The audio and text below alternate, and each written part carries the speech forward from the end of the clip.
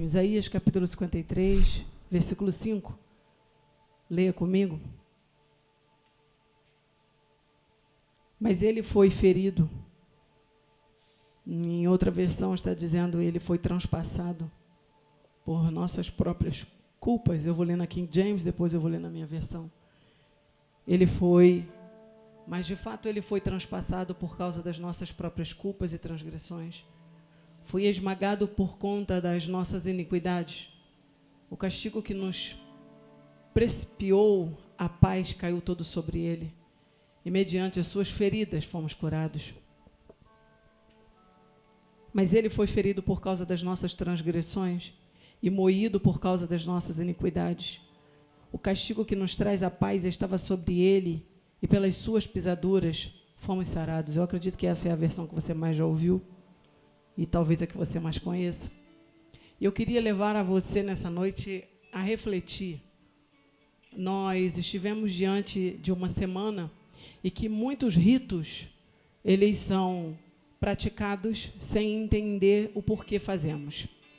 Algumas casas vêm de tradição católica, tem-se uma prática, outras casas tem-se uma outra prática, e por aí nós vimos o mundo de todas as maneiras tentando, de alguma forma, externalizar o quão importante foi essa semana para nós.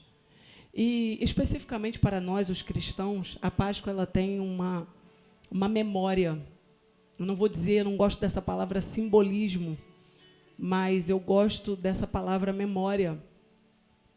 Para nós, ela é de extrema importância, porque, na verdade, lemos por aí, né, Pessah, que significa Páscoa, que significa passagem. Em algumas traduções, travessia. Mas entendemos que a Páscoa foi se comemorada pela libertação do povo, quando o povo sai do Egito, e o povo atravessa, e o povo sai daquela escravidão, abandonando as suas práticas egípcias, comemora-se então a Páscoa. E a partir daí, tudo que nós começamos a entender começa a fazer todo um sentido para nós, principalmente cristãos. E a Páscoa, ela representa também a ressurreição de Jesus, a passagem da morte para a vida. E isso é muito importante. E hoje eu queria trazer um ponto de vista um pouco mais diferente e menos romântico do que é a Páscoa. Como cristãos, nós temos entrado em se é que eu posso dizer, um engodo, sabe? Uma falta de percepção do peso positivo do que significa esse momento. Você vai me entender. Esse período é comemorado, né? Entende-se que é como se fosse uma festa santa. Está comigo? É como se a nação ela entrasse em um movimento de festa. Sexta-feira você olha, como no Natal, né? Você olha, quinta-feira, filas e mais filas nas peixarias. Sexta, o quadro se repete para aqueles que deixam para a última hora. E sexta-feira, entende-se que é um momento de comunhão da família, onde se não se coloca carne em algumas casas. E passa ali a sexta-feira, em algumas casas de tradição católica, algumas práticas não podem ser feitas, como varrer casa e alguns outros ritos que vêm da igreja grega. E para nós cristãos, começa então uma grande expectativa do que vai acontecer no domingo, que é então a Páscoa, a ressurreição de Jesus. Está comigo? Quero bem assim, devagarzinho, para você entender esse momento. E entramos em um período de grande festa. Está comigo? Festa. Brasil, Rio de Janeiro, principalmente, para. As lojas, né? Mercados, filas e filas quilométricas. As lojas aí de chocolate superfaturam, porque nós entendemos, né, por uma visão gregoriana, de Hollywood, que a Páscoa é essa doçura, a doçura do chocolate, a doçura de comer um peixinho, a doçura de comemorarmos, porque nós estamos vivenciando um período de festa. Está comigo? E, de contrapartida, eu não vejo nenhum problema nisso, não estou aqui tecendo uma crítica. Só que onde o Espírito Santo ele me pegou nesse período é olhar numa totalidade, como, de maneira sutil, o momento da crucificação de Jesus, de alguma forma, tem se tornado algo muito romântico. Eu não posso, é uma pena que assim ficaria muito extensa uma pregação, se eu pudesse ir colocando cada parte do que realmente significa e significou e está significando hoje, tudo aquilo que você viu essas crianças aqui, né, reproduzindo, encenando, as crianças, de alguma maneira, tentando transmitir o que a Bíblia vai nos fazer enxergar e entender. E parece que a Páscoa é só isso. É o peixinho da sexta-feira, é um especial de Páscoa, é uma Santa Ceia que a maioria das igrejas, né, elas têm essa prática, porque, de fato, hoje é o dia específico para isso. E parece que é só isso. Acabou. Acabou a Páscoa, amanhã, em algumas casas, um estoque singelo de chocolate, bombonzinho daqui, dali, chocolate, ovo, Kit Kat, e é uma alegria, e vamos comendo chocolate, glória a Deus, e a canjica para o lado. É uma semana que só Jesus para nos dar força e vitória, para a gente não chegar até o final dela, pelo menos com 1 quilo a mais. E isso tudo é grandioso. Mas o que está por trás? Pergunta para a pessoa que está ao seu lado. Fala assim, em algum momento você parou para refletir o que realmente aconteceu na sexta-feira da paixão? Pergunta para essa pessoa que está ao seu lado, você sabe o que significa a sexta-feira da paixão? Eu gosto dos católicos que dizem que são católicos, mas que não entendem os ritos, né? Eles não comem carne e não sabem por que não estão comendo. Está comigo? Algumas pessoas não fazem algumas coisas. Isso aqui não é um ataque, tá, gente? Eu respeito. Eu só preciso que a igreja, seja ela numa totalidade, se praticamos algum segmento de alguma religião, a gente precisa entender o que a gente está fazendo. Então, entende-se que na sexta-feira foi a crucificação de Jesus. E, por esse motivo, alguns segmentos não vão ali comer a carne, porque entende-se que é um desrespeito à figura de Jesus, em você comer a carne, sabendo que alguém teve o seu corpo rasgado em um período de crucificação. Então, por esse motivo, algumas casas, ou a grande maioria das casas, umas não comem por esse temor, outras não comem por uma tradição de comer o peixe mesmo. Está aqui comigo? Então, aquiete-se aí, vou deixar vocês se organizarem, não sei o que está acontecendo, mas eu preciso que vocês prestem atenção aqui. Eu não vou elevar isso aqui, porque eu acho que, nessas datas, eu não preciso fazer com que você sinta nada. Você não tem que sentir, se você não entender. E, às vezes, nesses períodos, é um sensacionalismo, quando, na verdade, nós não entendemos o que está por trás.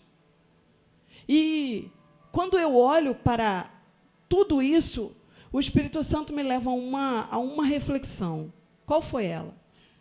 O engano que nós temos caído dentro dele, por deixar a igreja viver em uma zona de conforto, em não entrar em uma semana trazendo uma consciência do que cada dia significa até chegar esse domingo de Páscoa.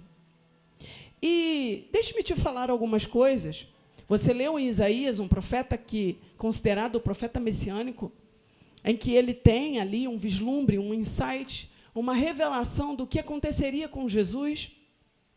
E quando ele deixa aqui para mim esse verso, e quando ele externaliza isso, que de fato ele foi transpassado por causa das nossas culpas, ele foi moído pelas nossas culpas, pelos nossos pecados, né? Pelas nossas transgressões. O interessante é que o texto aqui, ele não utiliza aqui a palavra pecado.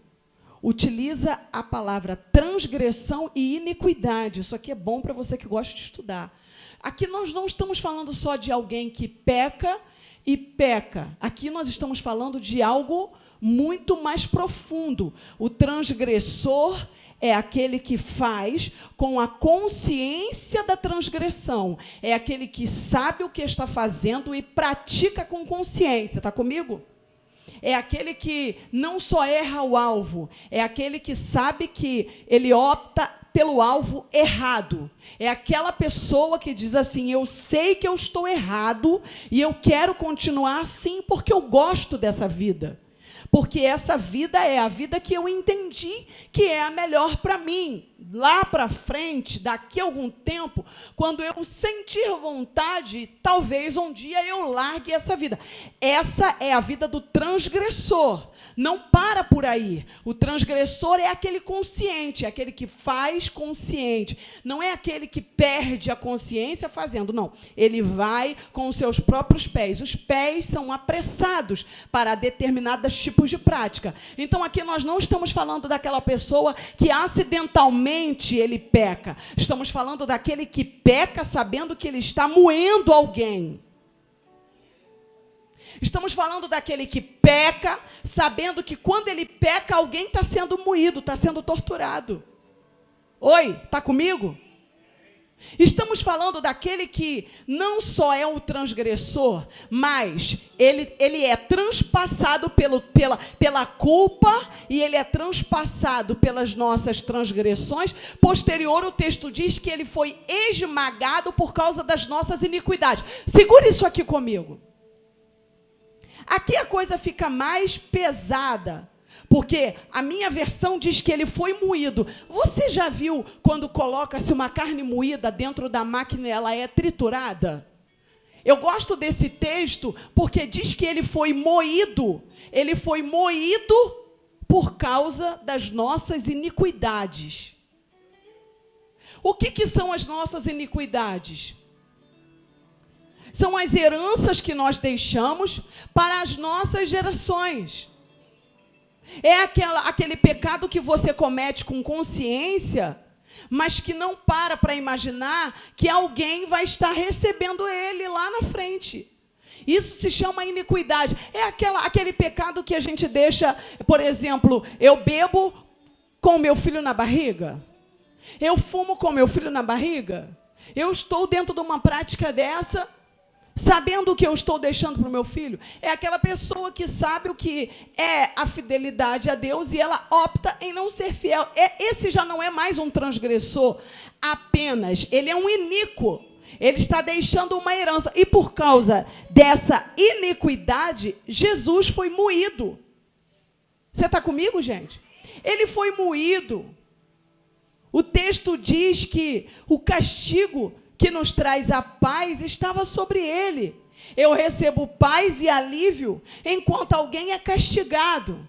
Espera aí, gente, eu estou começando a perceber, então, que não tem um fator tão lúdico para a gente ficar tão emocionadinho com o que de fato é a Páscoa. Se a gente não começar a parar para entender que nós deveríamos de nos preocupar no próximo domingo, na próxima semana, na outra semana, ao terminar essa Páscoa amanhã, já deveríamos de estarmos pensando o que realmente de fato significa a Páscoa. Por quê? Porque alguém foi esmagado, transpassado, moído, foi, humilhado, porque eu e você decidimos algumas práticas. Eu sei que talvez você não vai glorificar, mas eu preciso que você entenda isso. Isso vai mudar o sentido de algumas coisas. E aí, eu vou pensando nisso, eu vou idealizando esse momento na minha cabeça e eu começo a pensar, meu Deus, parece que tudo é lindo quando nós olhamos os mercados todos enfeitados com ovos de Páscoa. pastor Márcio. É tudo tão bonito. Até que a gente entra e a gente se depara com um túmulo. E isso vai te chocar, porque me chocou. Eu não consigo imaginar uma grande festa com um pranto de alguém. Eu não consigo imaginar uma grande festa porque alguém foi morto e sangrou até a última gota de sangue.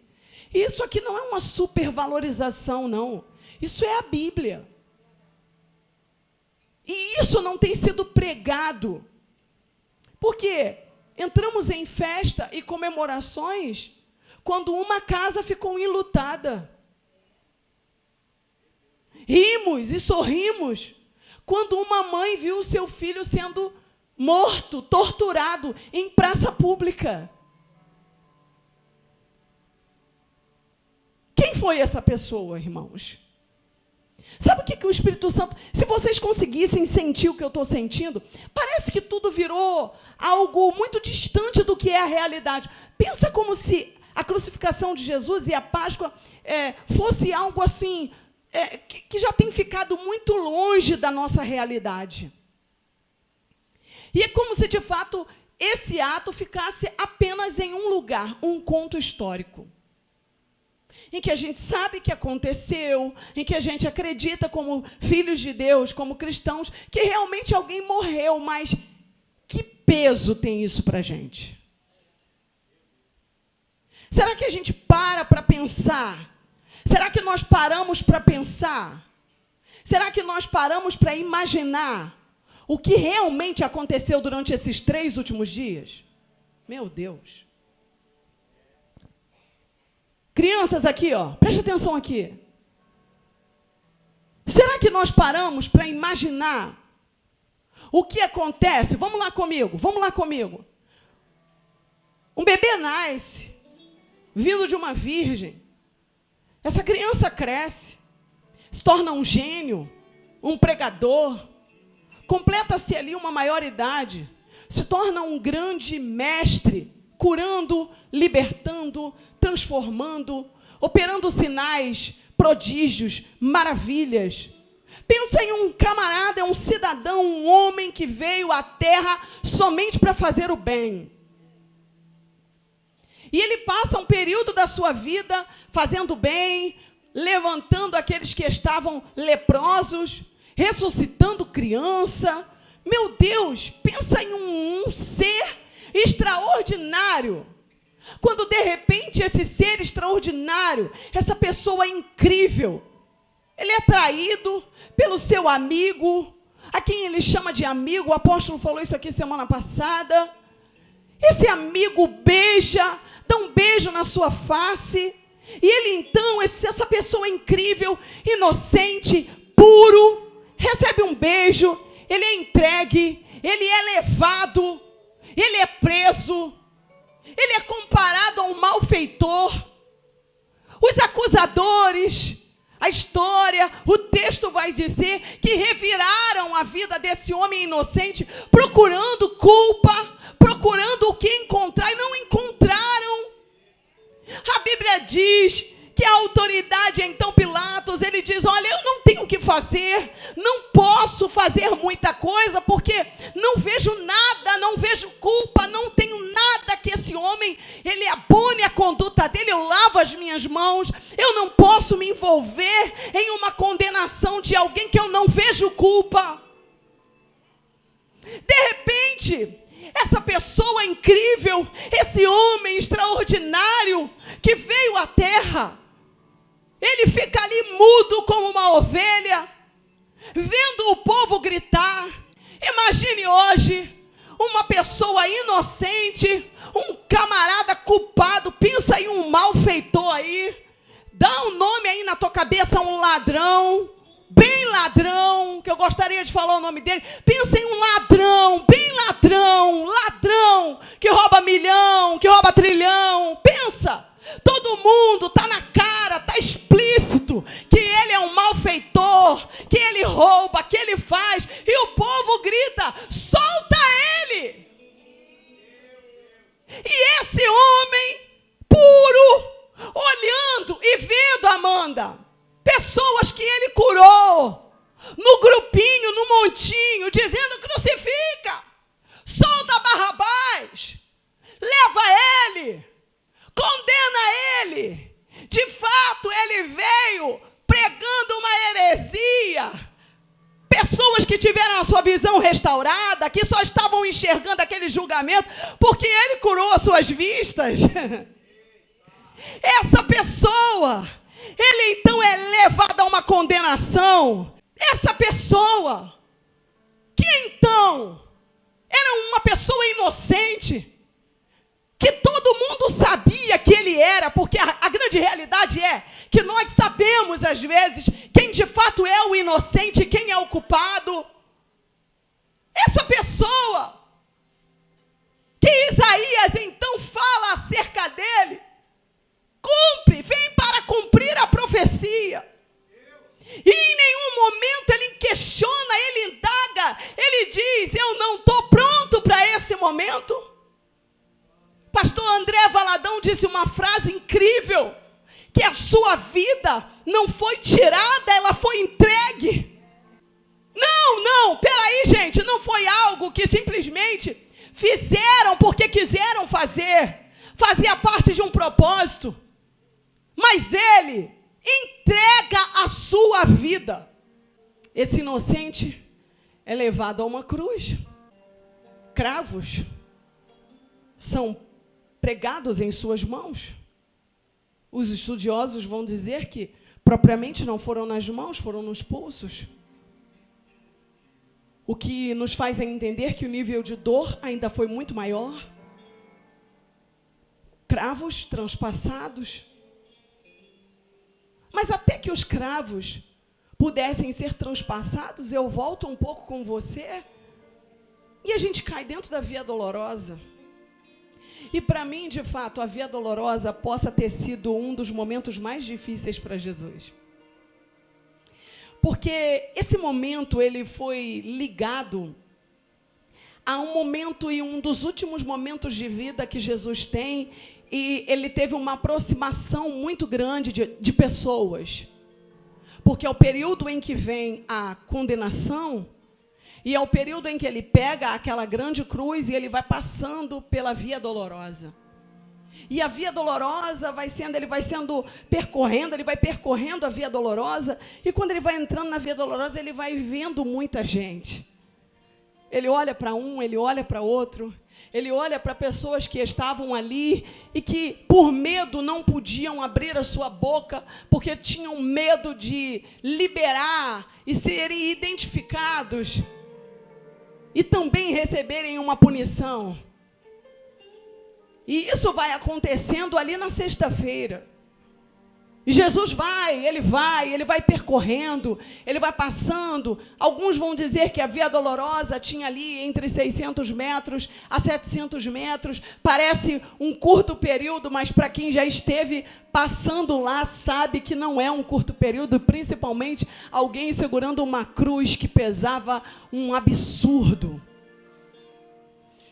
Jesus vai percorrendo ali, e ele vai olhando, ele olha no olhar de um, ele olha no olhar de outro, e ele vai chegando até então um lugar chamado Gólgota, que é o local onde de fato ele seria crucificado. Oh meu Deus, oh meu Deus, esse foi o nosso Cristo. Via dolorosa, ele entra nela, passa pelo período, ali acontece toda uma chicalhação. Não foi somente uma surra, foram pedaços de carne arrancada das costas. Não, eu não estou falando aqui de um chicotinho, não. Eu estou falando de chicotes, e que eles ultrapassaram a quantidade de chicotadas que eram permitidas. Então isso me faz entender, e alguns estudiosos, existe um livro de um médico que ele vai falar sobre a crucificação, e ele então vai relatar nesse livro o que é arrancado das costas de Jesus. O que a gente vê por aí, por Hollywood, pelo filme do Mel Gibson, que foi comparado o mais próximo da realidade, não se compara. Foi arrancado pele, foi arrancado carne, foi arrancado músculo. E os estudiosos vão dizer que os ossos de Jesus foram expostos. Feito isso, não satisfeitos com tudo aquilo ali, uma coroa de espinho é colocada em sua cabeça. A coroa de espinho não é essa bonitinha que você vê, não. Ela era como um capacete, ela foi encaixada na cabeça de Jesus. Feito esse processo, ele então é erguido ali. Depois de ser erguido naquela cruz, alguns momentos ainda vão ficando pior, porque o nosso mestre, ele tem sede, ele pede água, e ali de maneira irônica, maldosa, ao invés de água, eles dão vinagre para ele. Você tem noção o que é uma mãe olhando o seu filho, olhando o inocente, sabendo que ele não fez outra coisa a não ser vir para cumprir e perdoar o pecado de uma humanidade? Meu Deus, irmãos! Via dolorosa, crucificação, Gólgota. Aí você vai falar, teve a ressurreição? Eu sei que teve. Mas, irmãos, a Páscoa não pode ser só um ato intelectual. Como cristãos, eu quero te dizer que teve som de martelo.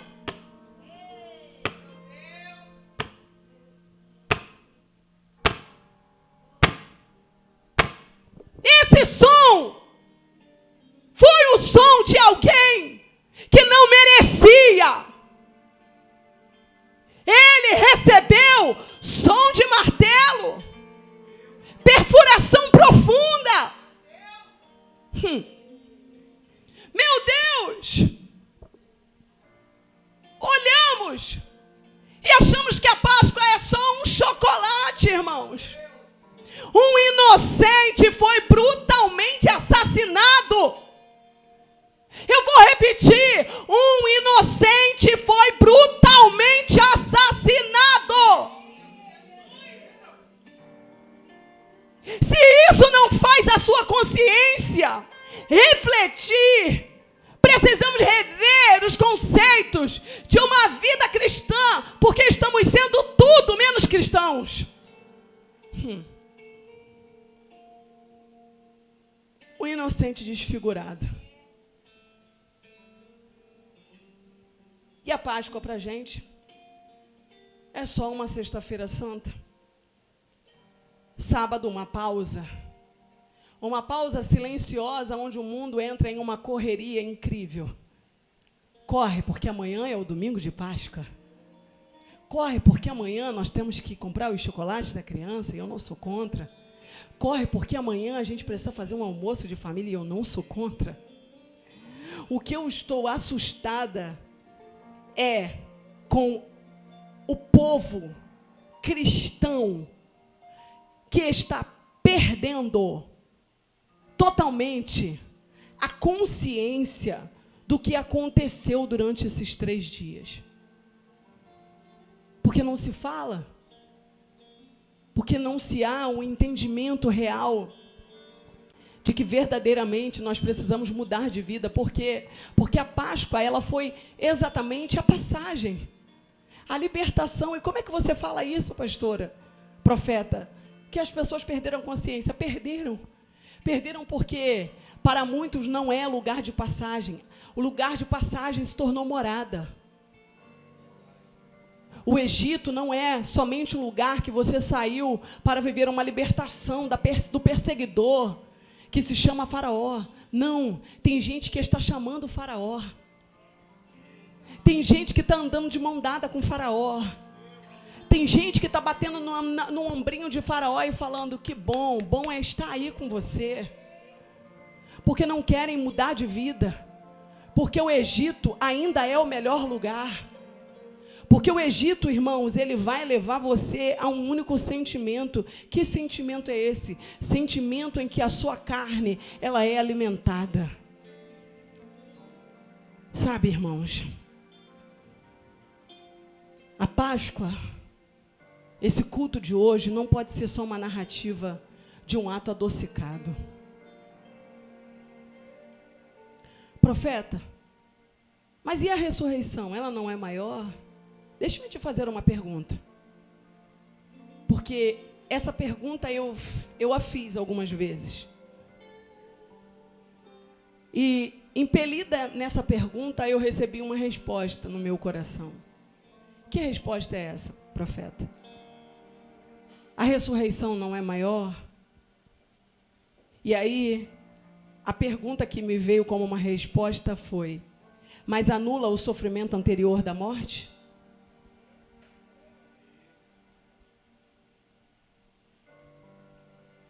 O que um ato tem a ver com o outro? Porque ambos têm a sua importância. Cada parte tem a sua importância. Esse culto de Páscoa, irmãos, era para ser um culto de muito quebrantamento. A igreja era para estar lotada de cristãos. Os cristãos esse dia deveriam de ter, aspas, orgulho em ser cristão. Os cristãos deveriam olhar e dizer: uau, hoje é a ressurreição do meu herói. Porque o meu Cristo, ele não precisava, mas ele se esvaziou até a última gota de sangue por amor a mim, por amor à minha casa, por amor à minha família. Sabe?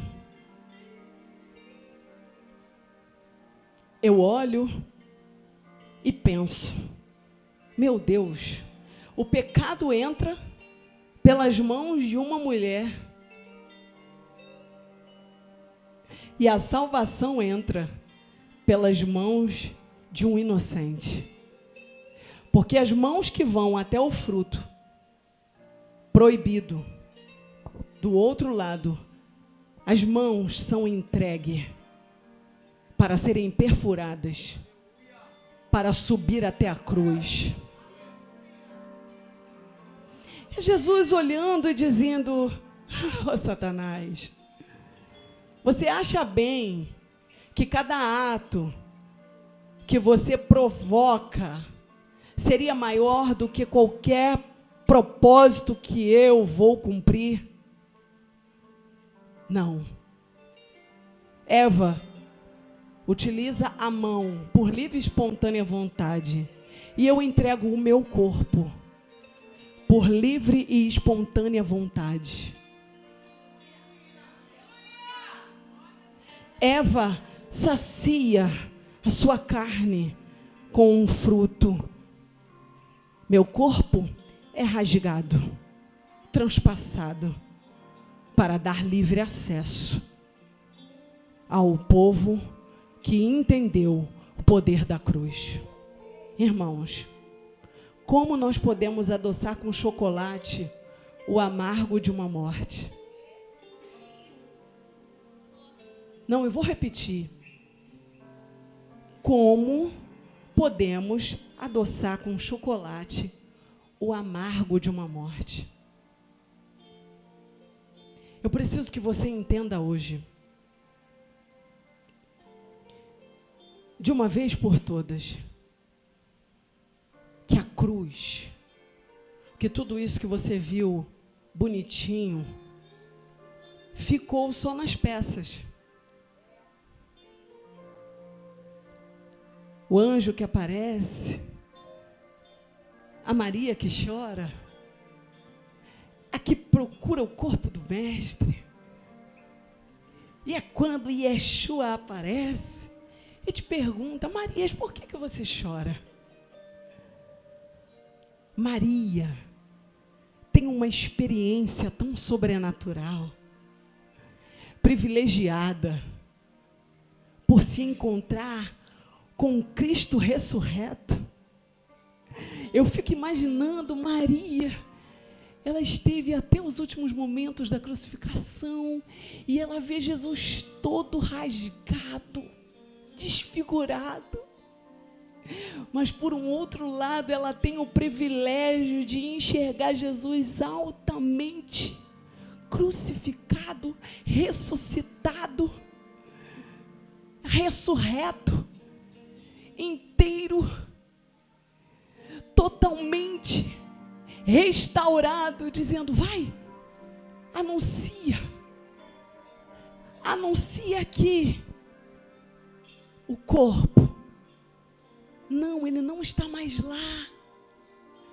Você está procurando aqui dentro, Maria, mas eu já estou aqui fora.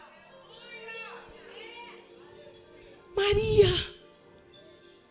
por que você chora? Você está enlutada, eu sei, mas você te esqueceu que eu disse que eu iria voltar. Sabe por que Maria chora?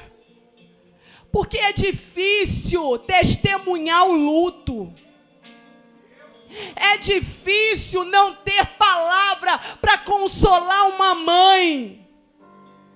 É difícil ver quem você ama sangrando e não poder fazer nada. A sensação de impotência em olhar o descaso, em olhar o mestre no meio daqueles malfeitores e dizer: o meu mestre, o que esse homem fez? Ele só fez o bem, ele foi ferido, ele foi transpassado, ele foi cortado, e agora onde ele está? Onde colocaram pelo menos o corpo do meu mestre? Viemos para preparação, e cadê o corpo? Cadê? Tudo começa a fazer sentido. Não precisa de preparação, por quê? Porque já foi lavado. Lembra do vaso de alabastro que foi quebrado? Lembra do perfume caro que agitou Judas? Eu não preciso, Maria. Fique tranquila.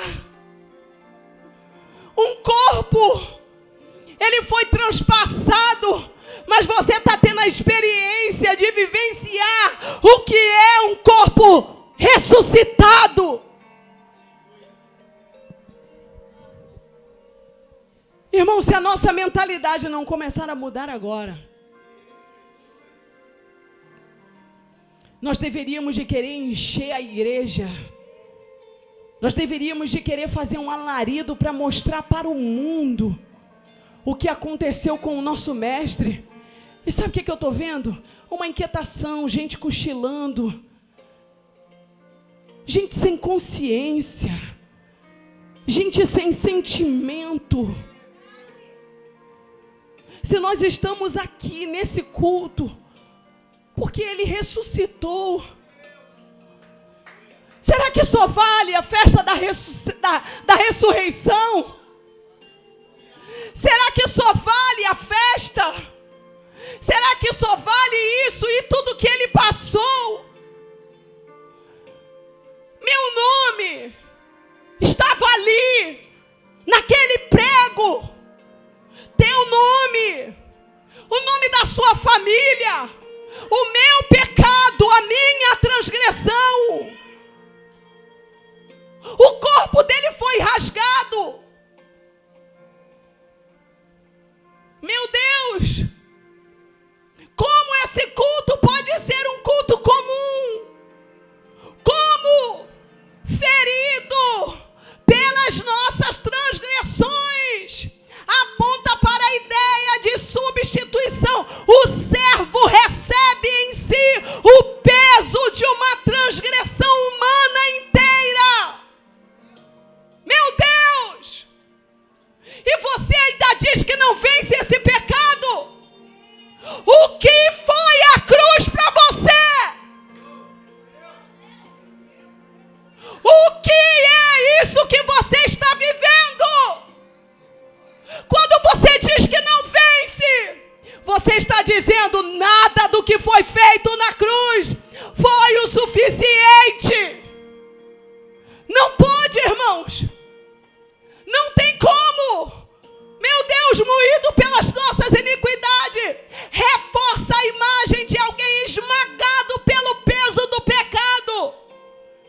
culpa própria.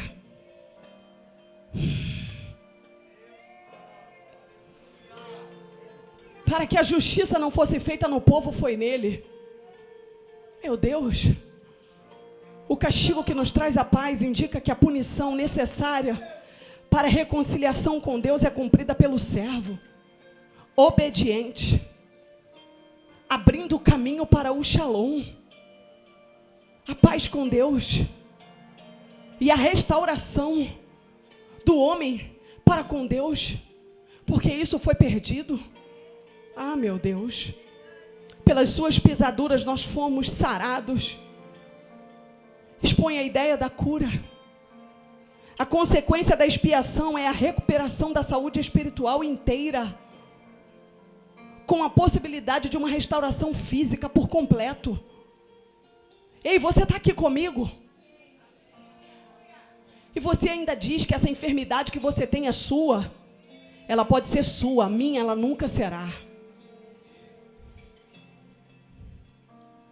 Ah, pastora, profeta, as doenças não foram para dar para os postes, e nem em mim. Ela se acomete por intrusa no meu corpo ou por negligência.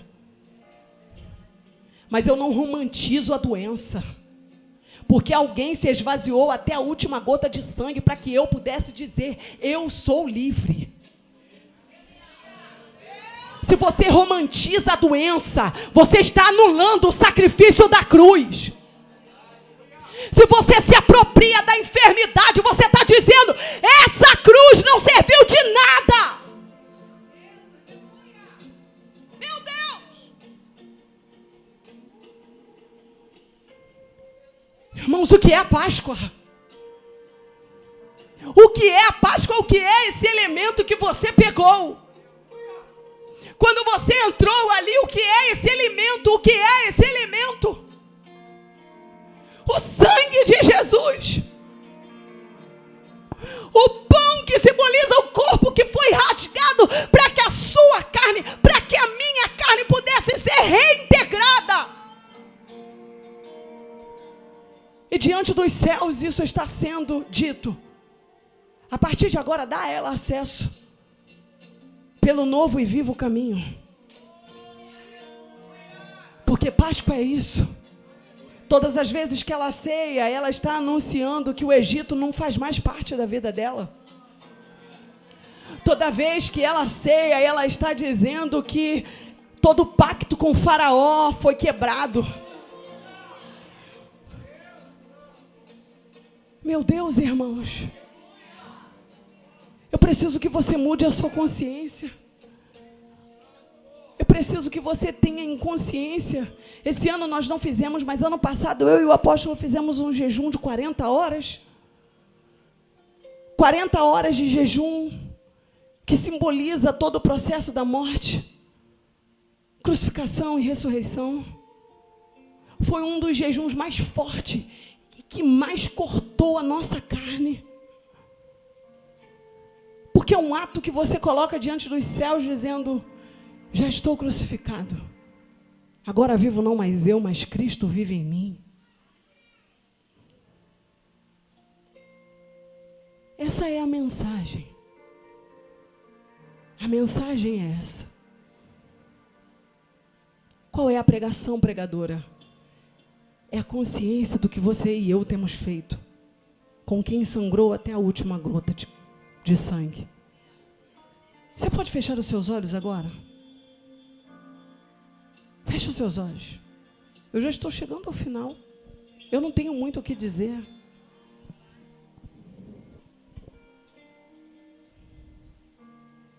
Páscoa é isso. Páscoa é consciência. Feche os seus olhos se você pode. Fale com Jesus acerca dos problemas que você tem enfrentado e os pecados que você tem. Fale com Jesus, peça perdão a Ele. Diga para Ele, Senhor, eu estou diante da Tua presença. E como eu digo que não venço isso? Por favor, Quebrante o seu coração, se é que você pode. Se arrependa profundamente. Diga para Ele: Senhor, eu não quero te levar a um nível novamente de exposição. Eu me arrependo, Senhor. Me perdoa. Porque cada espinho naquela coroa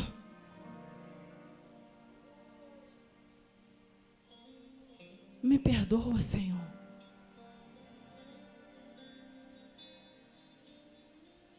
Me perdoa porque hoje, aqui nesse culto de domingo, eu encerro a minha carreira cristã e amanhã eu volto a me tornar quem eu era.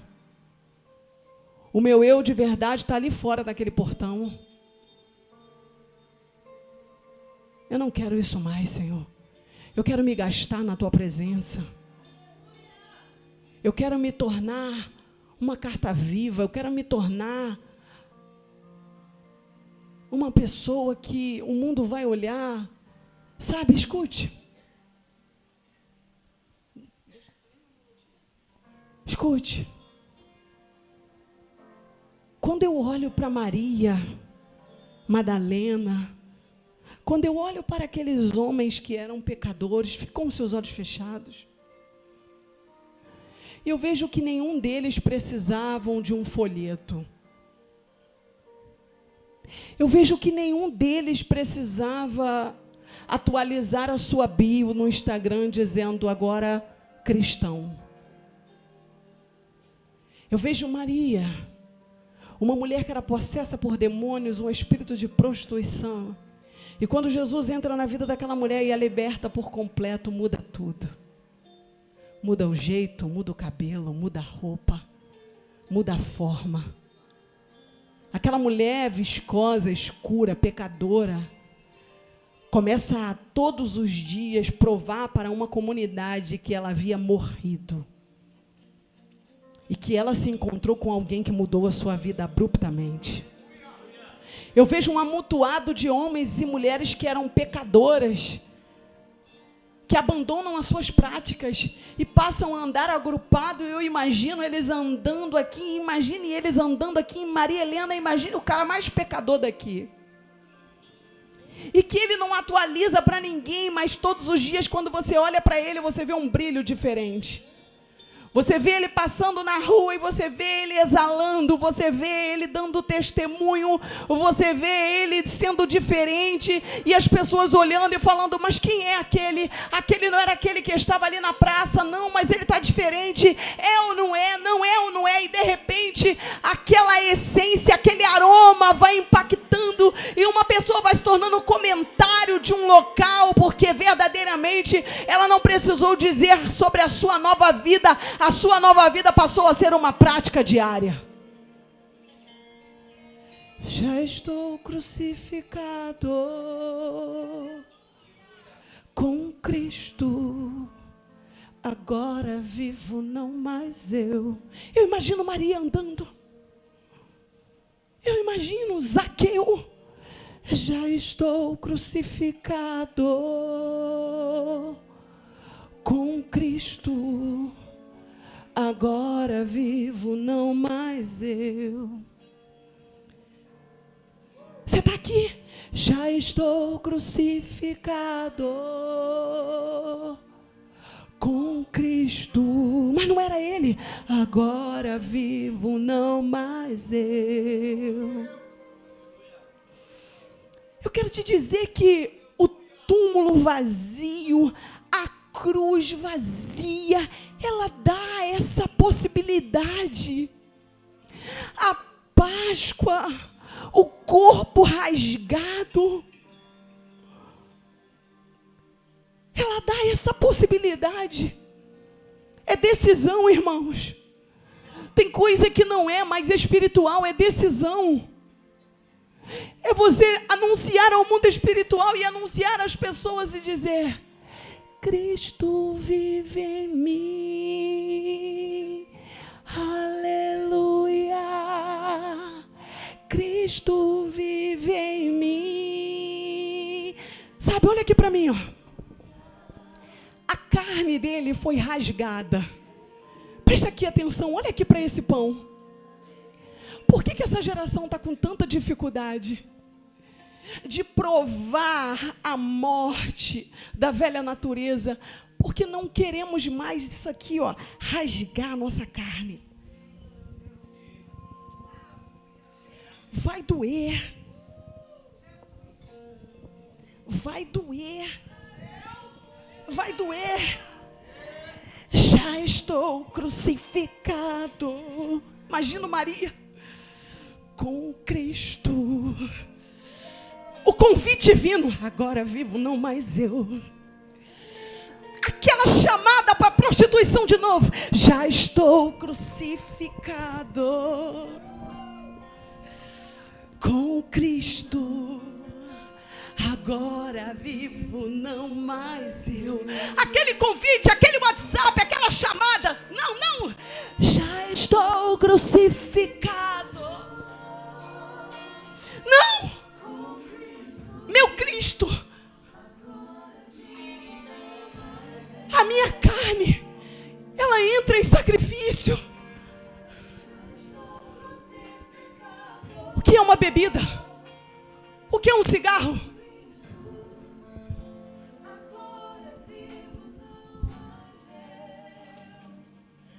Irmão, por favor, não reduza a cruz à sua vontade. Não reduza o sangue no madeiro a você dizer que não tem força. Não, não, não, não. Jesus está dizendo, foi por você. Foi pela minha igreja. Cristo vive em mim. Coloque-se de pé.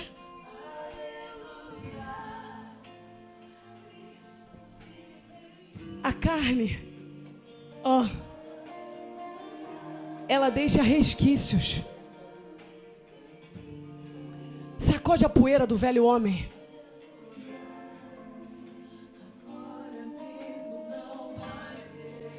Páscoa é isso. Páscoa é isso. Você pode cantar isso aí? Com seu cálice na mão.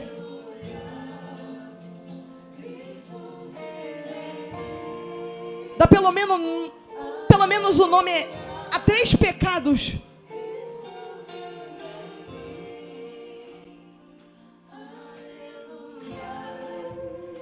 Agora vivo, não mais eu. Jesus, o sacrifício dele pode fazer.